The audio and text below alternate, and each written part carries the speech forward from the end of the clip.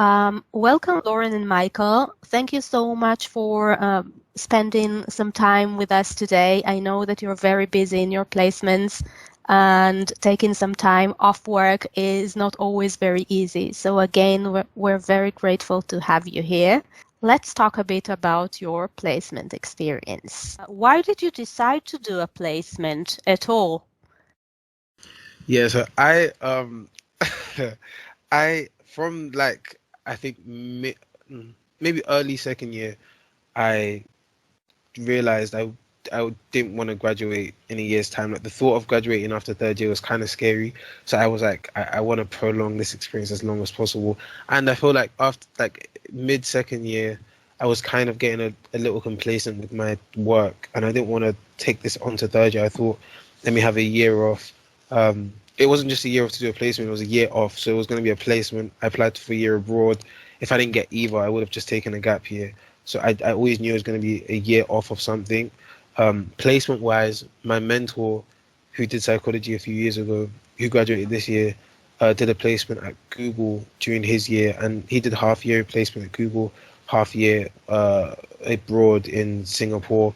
And just speaking to him and hearing his experiences, I was like, okay, this is something that I think is exciting. So I think from then on, like late first year and early second year, I realized I wasn't ready to graduate in 2021. So I wanted to do as much as I could to avoid that. Birmingham.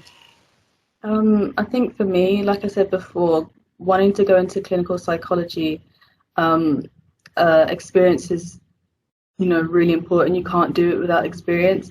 And I think that was what was making me want to do a placement. I want to get experience in like working with people with mental health, which is why I chose to do work at Dignus first. Because then it was like really hands-on. It was like I was in a clinical setting. This is what I would be doing, or kind of, in the future. And then I chose to do a research placement because, again, this is another like type of experience that is valuable if you want to get onto a clinical doctorate, because it's obviously really, really competitive, and I wanted to do it to like, I guess, stand out a bit more. Moving forward, how did you find your placement? So how did you go about finding your placement? And yeah, let's start with that. Lauren, would you like to tell us first about sourcing a placement with Dignus Healthcare? Yeah, so it was so long ago, I don't really remember. I just remember Googling a lot of support work jobs, and then I found, because I already knew that was the field that I wanted to do. I wanted to do support work because I knew that was like a good idea. And to be honest, support work, there's so many like jobs available. I guess there's a shortage, I don't know, especially because of COVID and everything. So it was quite easy for me to find it. I picked Dignus because it seemed like it was like a good like company, and it was local, because it was only like 10 minutes from where I lived.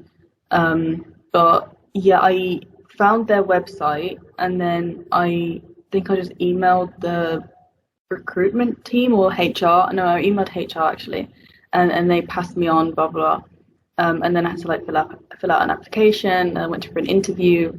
To be honest, the like recruitment process was really long. So I think if you're looking for a placement, make sure you do it with time in advance, because it took ages for me to go from like emailing to the application to the interview, and then after it must have took at least like 4 or 5 months. So I would keep that in mind.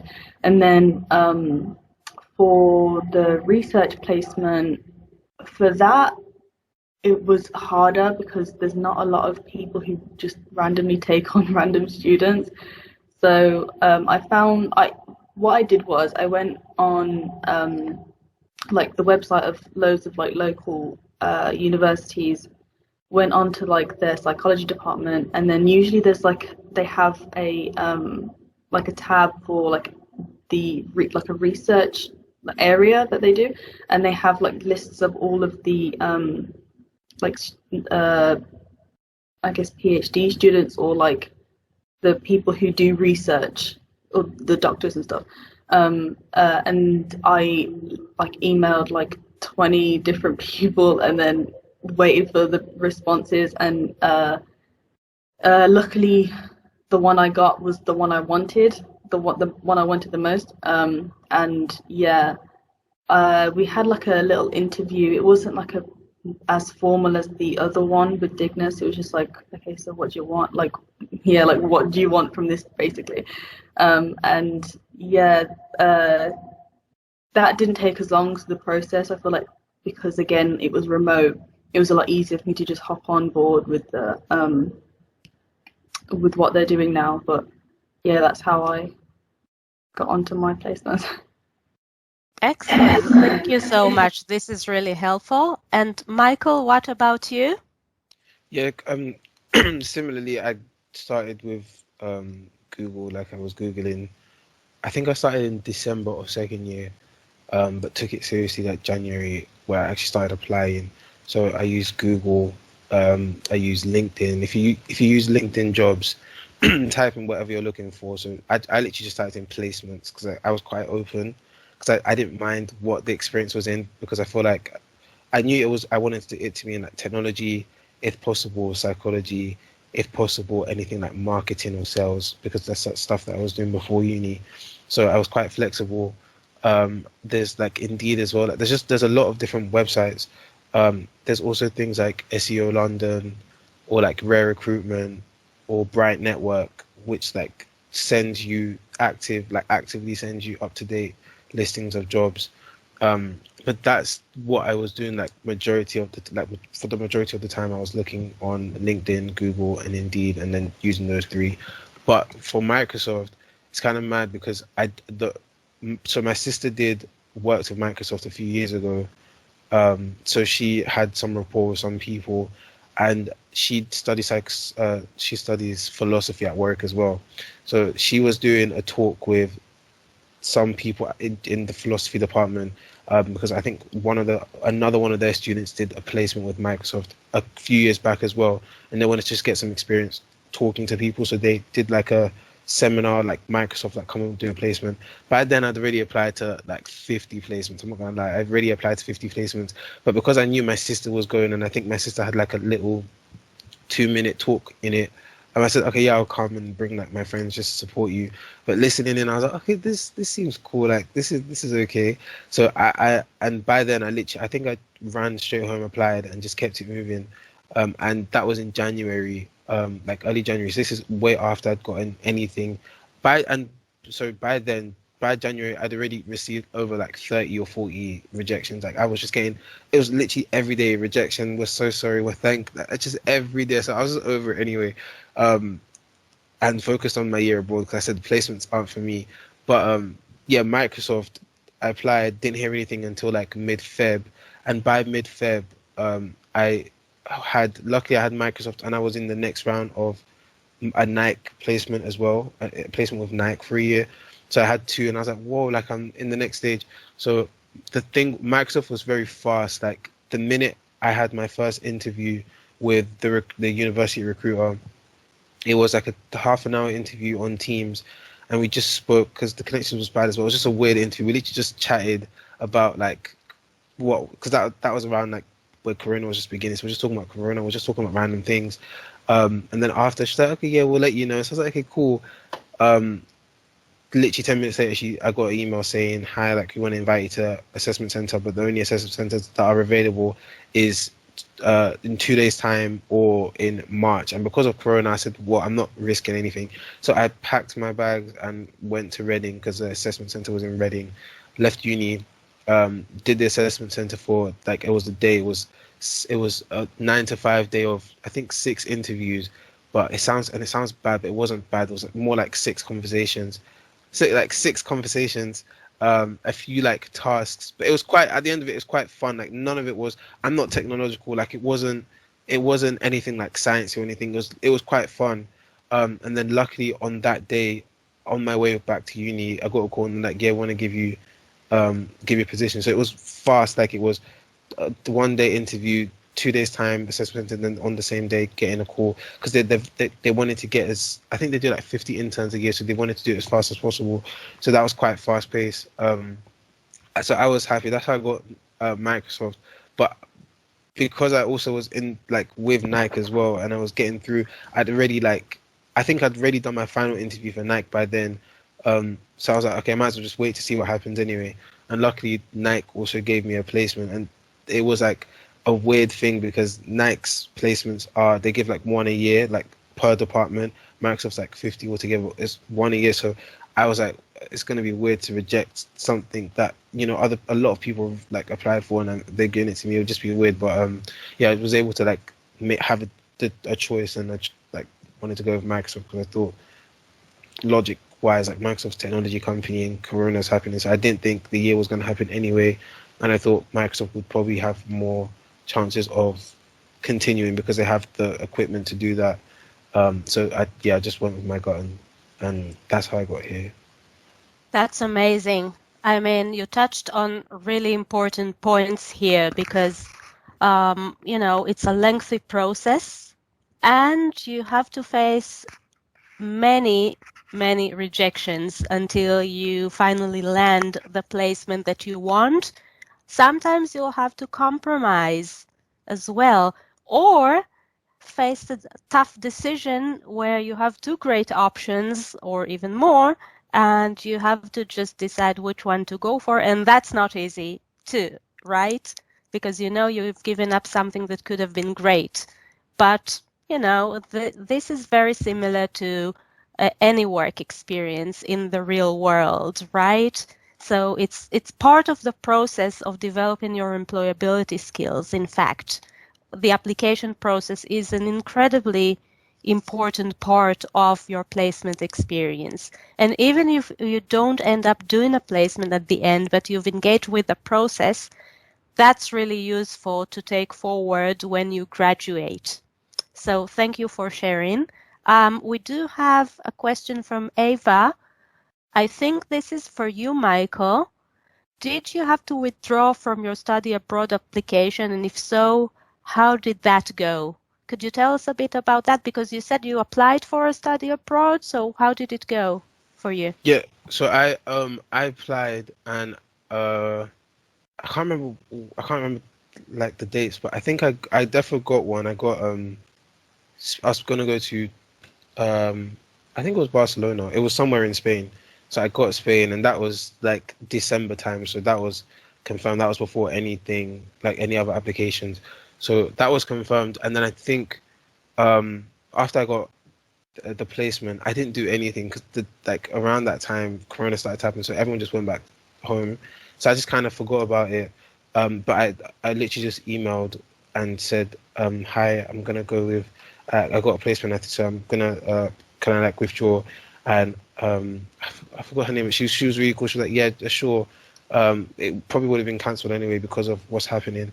So it was, I just had to email and say that I wanted to withdraw. Anything? We do have a study abroad officer in our department. This is Olga.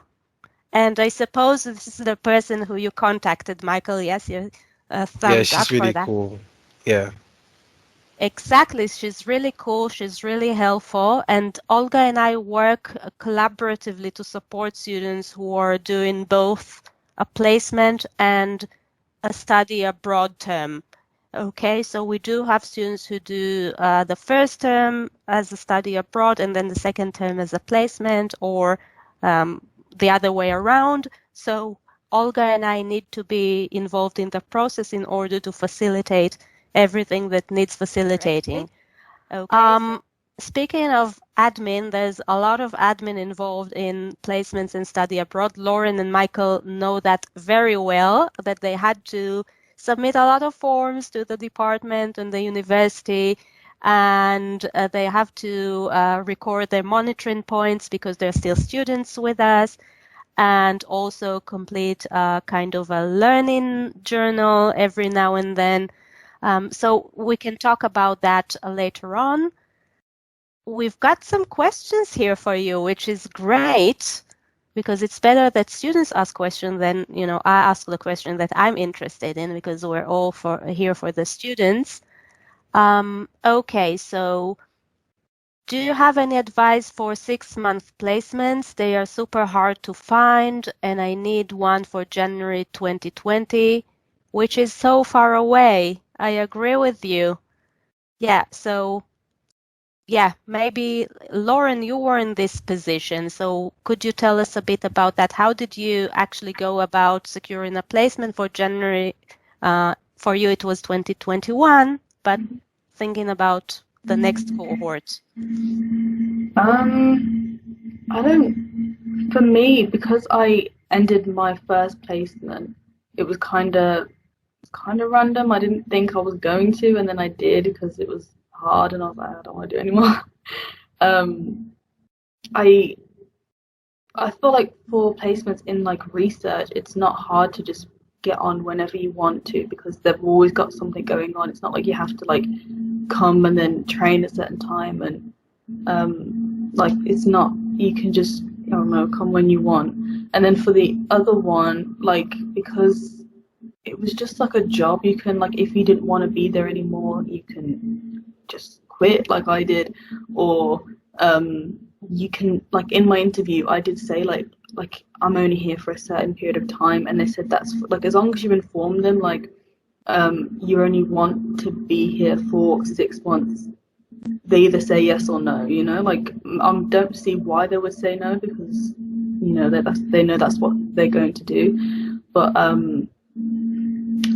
for getting one in a specific time, I don't, like I said, I would just apply as early as you can, and then you can just be like, okay, I want to start in January, and then then they know like what you're trying to do, and I think that should be fine. I don't see why it'd be a problem. Thank you very much. And may I just add that because it's super hard and tricky, I would invite everyone who finds the process quite challenging in terms of securing placements and thinking of January 2022, which is almost in a year time, to get in touch with me, and we can work out a plan for you. Okay, so you can either email me or book an appointment with me. I'll post the online booking appointment system that I use later on in the chat. So please feel free to book an appointment. It's not too early to discuss a plan with me, so we can at least know what's going to happen and how to prepare for a second term in the next academic year. Okay, and let's see, Lauren, there's also a question around what did your role as a support worker entail, and was your position paid or voluntary? So regarding payment, this is actually a question for both of you, but Lauren, perhaps you can tell us a bit more about your support worker role, and then also respond to the payment question. Okay, so it's really hard to explain what you do. Like, so many people ask me like, so what is it that you do? Like, it's hard to explain. So okay, so you would have, it was like, so you'd have certain shifts. Like, my shifts were 7 till 3 or 3 till 10 on the evening. So yeah, it was that's probably, if you do support work, you are going to work like either really long or really like early or late shifts, like, because these people have to be taken care of like 24/7. So let me just like walk through what I would do in the morning, for example. So I would go in the morning, and honestly most of them would be awake by 7 a.m. because they didn't sleep or whatever. And so so they're awake, and then you engage with them. If they want to do something like an activity, you help them with the activity. And they would have like their morning medication, you'd administer it, make sure they took it, then you have to document down all of these. So we had like a diary as well, so whenever they did anything, you had to write it down, you had to document, did they take the medication, what medication, blah blah blah. And then, like, if they wanted breakfast, you would help them prepare their breakfast. You say you're supposed to help them, but a lot of the time they don't want to do it at all, so then you make their breakfast. But like I said, you're supposed to you try to encourage them to help at least, like get something out the fridge or something. So then, you know, we would prepare the breakfast, they would clean up. That's one thing they did do, they cleaned up after themselves. So they would have their, they would do that, then you would just like hang out with them, I guess. Like it was, but it sounds a lot easier than it is, because, you know, these people, obviously they have a lot of mental health issues, you know, they need a lot of attention, so it's constant attention. Like I couldn't even go to the toilet without having them screaming my name, like, where are you, what are you doing, where have you gone, blah blah. So yeah, so you just like do activities with them, make sure that they're like got their finances in order if they went out. But by the time I was there, it was corona, so they couldn't leave. So that, I feel like that's what made it harder, because they were all like, everyone was just going crazy. So yeah, what else did I do? I think one of the things that do a lot was just documentation. So like I said, when I first went, we had like these big thick books, like diaries, that we had to write what they did in the day. So like, you know, today so and so did this, and then they did this at this time, and then they ate at this time, blah blah. But then as I went on, it changed to like a phone, so you had to like put in everything. You literally have to write down everything, like when they went to the toilet, what they did when they went to the toilet, did they have a shower, did they have a bath, did everything. But yeah, like I said, it sounds a lot easier than it is, because like I said, they're very it's just emotionally, mentally draining to be there, because of, I'm not saying like don't do it, like that's, I'm not saying that, because it was a really good experience, but just be prepared for that, because I wasn't, and I think that's what made it a lot harder for me. But yeah, like we would help them make their food, we would help them clean their room, but a lot of them didn't. Go out if they, so they can't leave the facility either, so you'd have to go everywhere with them, book their appointments, go with them to the doctors, go with them to their psychologist, which was also really good, because you got to understand like what this psychologist is doing, and like what they do with everything. What else? I guess that was it. But yeah, you're just like there to help. They can't live on their own, so you're there to help them live more independently. Then yeah, oh, and it was paid. Thank you, Lauren. And what about your current placement? Is that paid as well?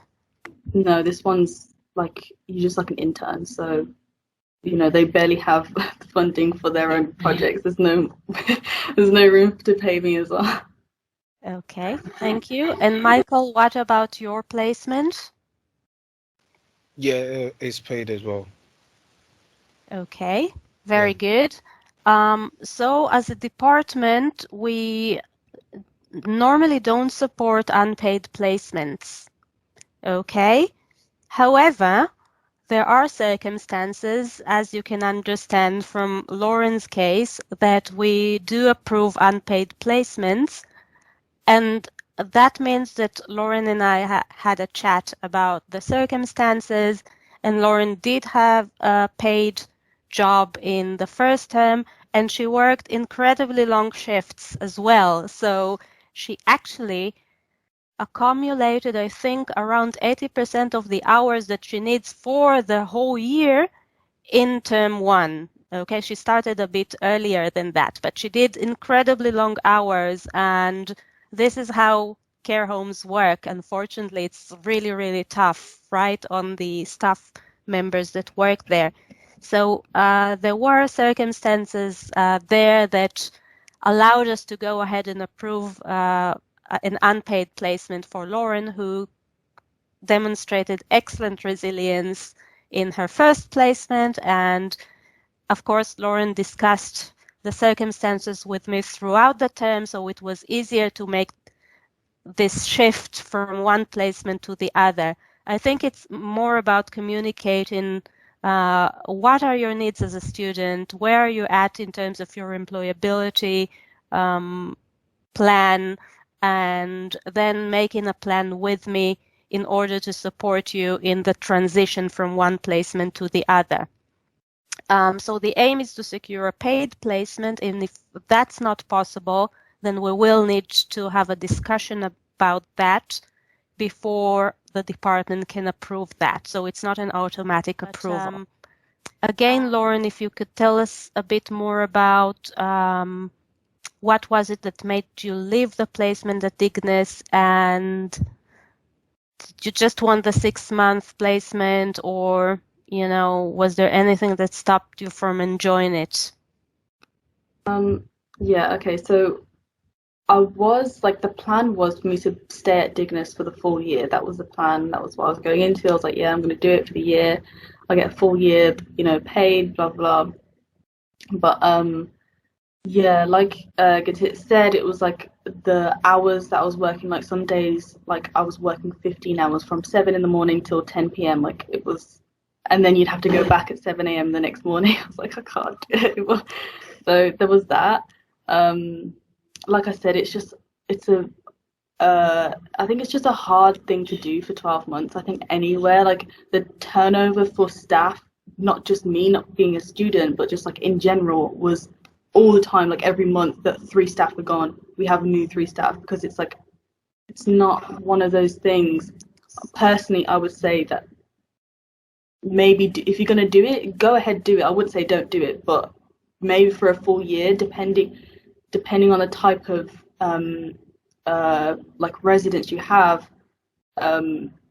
it might be easier. But like in my home, the main reason they were in there was because of challenging behavior. And you hear this, you're like, oh, it's fine, I'm sure they're all right. But it's like, you're trained to like restrain them and stuff, but I'm only small, like I'm like tiny, and there's these big like men, and who obviously when they have like a behavior, which is what we called it, a behavior, they need like proper restraint, like from I couldn't do it, like I wouldn't be able to physically contain that, and it can be intimidating. But I did have a lot of like the staff there were supportive of that, so that did make me feel better. Like I feel like if I was supported more in, like when I said like I working with certain residents and stuff, it would be different.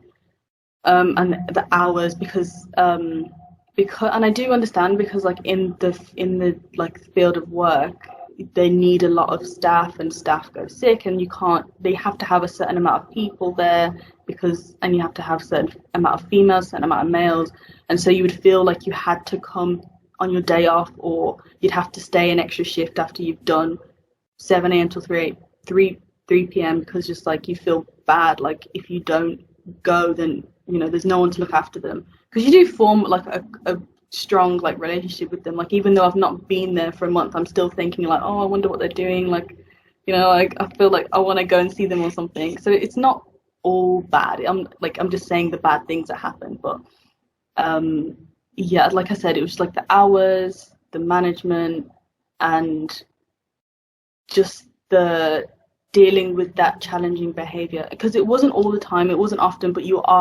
because that can happen, you are constantly like, adrenaline's constantly like in your body, just waiting for something to happen, which can just be draining, like waiting, like thinking that something's going to kick off. And these the behaviors are intense, like until you see it, like you're trained on it and everything. They train you. I was trained for like 3 weeks before I went, so I went in thinking, oh, it's fine, I know what I'm going to do. But until you witness it, you're like, oh, okay, maybe this is a bit but yeah, I mean, I did it, so it wasn't like impossible. It was just a lot to deal with for 6 months. I think it's a bit difficult for us to understand what is a challenging behavior in this context. Could you give us an example, perhaps? Okay, so each individual had their own separate behaviors. So that was already a challenge, to have to learn their triggers and what behavior and how to stop it, blah, blah, blah. like I said, because there's 8 individuals, there was 3 females and the rest 5 males. So, for example, with the males, often it was quite violent. They would become violent with each other. There was 2 residents in particular who, it was a very strange relationship they had. Like one day they'd be best friends, and the other day they were punching each other, kicking each other. There's, it was a lot. A lot of them had self-harming behavior, which is really difficult. I don't think, you hear about it, but I think when you see someone self-harming, it is, quite hard to see. And, when someone on your shift has self-harmed, you kind of feel guilty because like, oh, maybe I should have done something more. That's like part of the thing. Then there was another resident who came, I think it was like 2 weeks after I started, and she was fine for a bit, and then like it was everyday behavior. So with her behavior, she was it was food related, so she was like an obsessive eater, but obviously our job is to not make her ill, because she'd be constantly eating. She was already like obese, and we had to try and like keep her healthy, which meant not giving her food, not giving her so much food, or the food that she likes, and that would cause behavior. And what this was she would like hit herself, which is the easiest part of the behavior, which is like I'm like, okay, cool. And then she would strip off, like she would take off all her clothes. She would try hit everyone else, hit like staff. She would spit. She would break things, throw things, like trying to hurt you basically. She didn't manage to do it, like actually hurt someone, but it's not the point, because like I said, she's a big girl, and it's not, you couldn't restrain her even if you tried. So it's just kind of like dodging like her. And she then like I said, others are self-harm. Like one girl, she would cut herself, another girl would bang her head on the floor, and then another girl, she would tie ligatures, which is trying to like tie things around like a door handle or something, and then you have to like rush in and like cut it and stuff. And another one of the boys, he would also cut himself.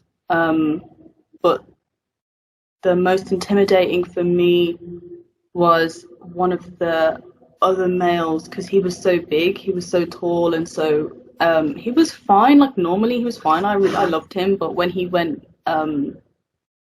had a behavior, it was really intense, because he was screaming, he's shouting, and he's aggressive. That's his behavior. So to deal with that, like it was literally not something I could deal with. So when it was happening, all I could do was not run away, that sounds bad, but like remove myself from the situation and wait for other people to deal with it. But there are other behaviors that are more subtle, that I would rather, it sounds bad, but I would rather them have like these explosive behaviors than the other ones. Like for example, one of the residents, one of her behaviors was becoming overly attached. So that was what happened with me. It was like obsessive. Like I couldn't move without her following me, with me going anywhere. I couldn't have a break. Like I didn't have a break at all. I didn't, I was there from 7 till 3 with no break. It was just with this girl constantly. And yeah, like that's a behavior that it's like, when I refer to behaviors, I mean like things like maladaptive behaviors that are difficult to deal with. That's what a behavior refers to, basically.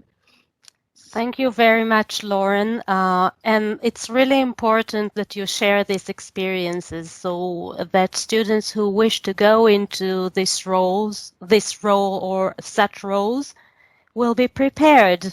And what you're describing is very typical for these settings. I think I told you that when I did my restraining training, I got injured in the training, and that was with a person of my size. It wasn't something too bad, and I continued, but it is quite challenging. emotionally and physically. We will talk about the highlights of your placements, but I want to hear from you, Michael, as well about your challenges, because I remember we talked about a few challenges that you experienced in your placement. So tell us about that a bit too. Um, I guess you could guess that it's going to be like completely different to Lauren. The challenges are do you know what? At the beginning, for me, challenges were a major challenge was this wasn't like my type of vibe. Like the professional corporate world, like wasn't something that I was ever used to. Like it wasn't. I was completely new to it. This was the first like internship or work experience outside retail or like restaurant stuff that I've done. So it was a really difficult to kind of be involved and be engaged, especially when I've been at home for like the whole thing. Um, I'd say the major challenges are because my job is quite technical, like it's way more technical than I thought. It was just understanding what you're doing.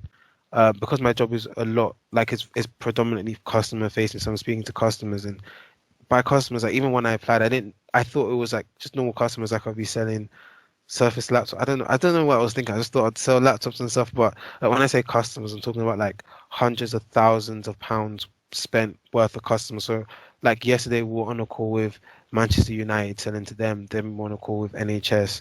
Then we were on a call, like which is with like these big brands and companies.